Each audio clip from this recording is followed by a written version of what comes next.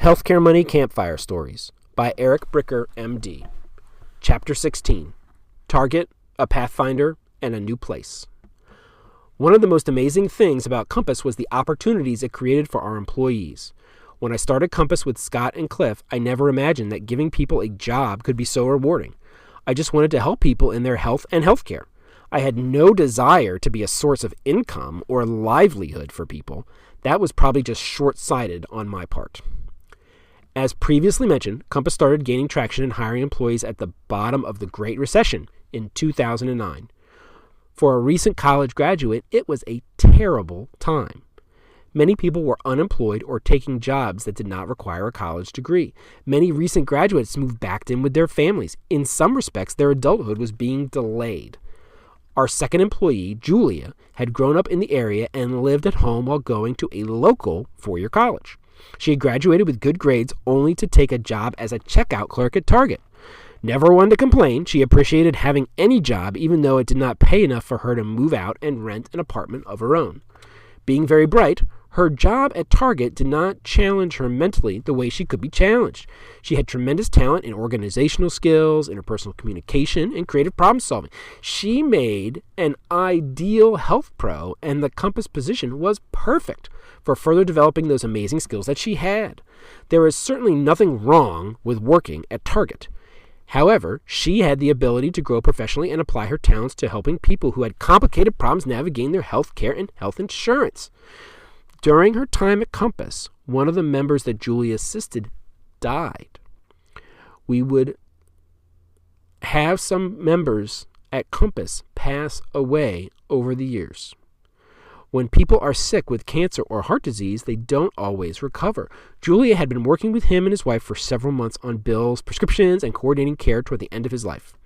After he passed away, the bills kept coming. If you die, the doctors and hospitals still expect payment. The member's widow kept communicating with Julia, who kept working on the bills for months. Eventually, all the bills stopped coming, and Julia had finished determining which bills were correct and needed payment by insurance, which needed payment by the widow, and which needed to be removed because they were incorrect. A week later, Julia received an email from the head of HR at the company where the member had worked.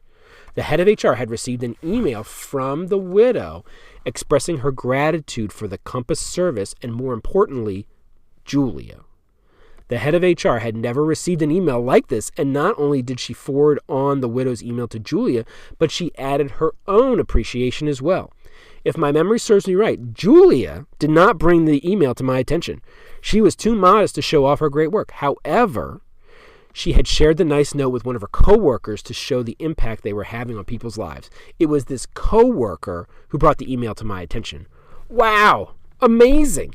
Julia was the perfect person in the perfect place at the perfect time to help this man, his widow, and the employer. Years after the event, Julia and I would still reminisce about it. Like Julia, Ray was a recent college graduate from a large state school and was living at home. Ray drove a Nissan Pathfinder from the 1990s. It was about 13 years old, and it was a gas guzzler. Ray had a special knack with people when they were upset. He always remained calm, showed tremendous empathy, and was able to cool them off so they could rationally describe the healthcare problem they were having. When people are dealing with medical bills and prescription costs, their emotions tend to run high. There is a sense of unfairness. Many people are angry at their insurance company, angry at the hospital, even sometimes angry at their doctor. Because Ray was so good with people when they were upset, we assigned Ray to those members that had health insurance policies with the most out-of-pocket costs. These members received the most bills and tended to be irate. These members would usually call rather than email their questions. Since they were upset, they needed someone to vent to. They would vent to Ray.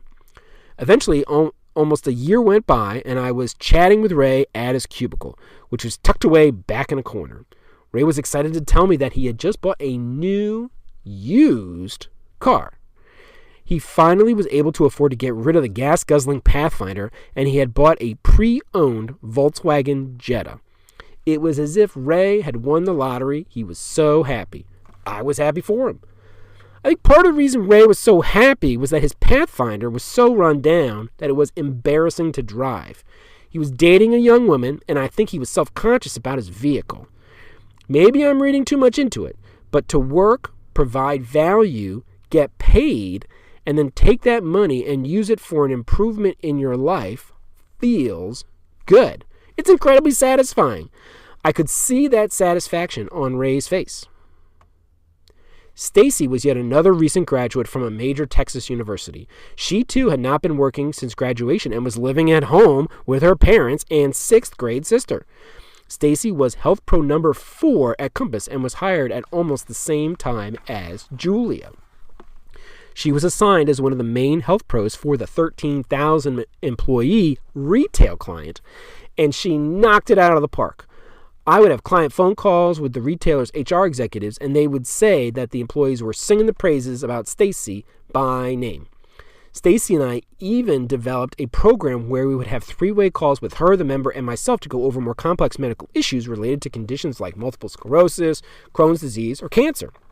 I would not give medical advice, but together, Stacy and I would devise a strategy for the member to get to the right type of doctor with the right expertise and communicate the plan to the member.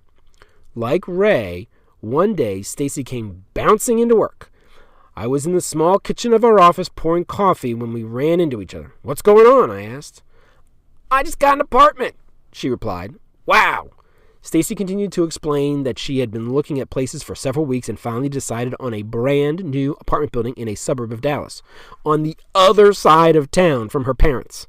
I'm sure that was just a coincidence. "It's so cute. It's a 1-bedroom. I can't wait to decorate it." Selfishly, I felt great that Stacy felt so great.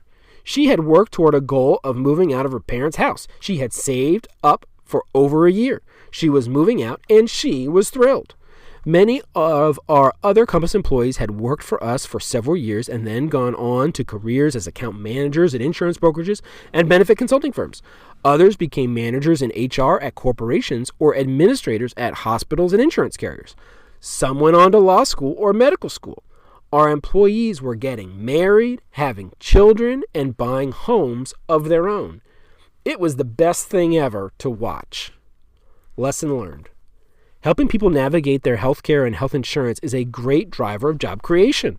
The value derived from making the healthcare experience smoother, higher quality, and lower cost for patients can be translating into a meaningful income, which can allow people to achieve their goals in life.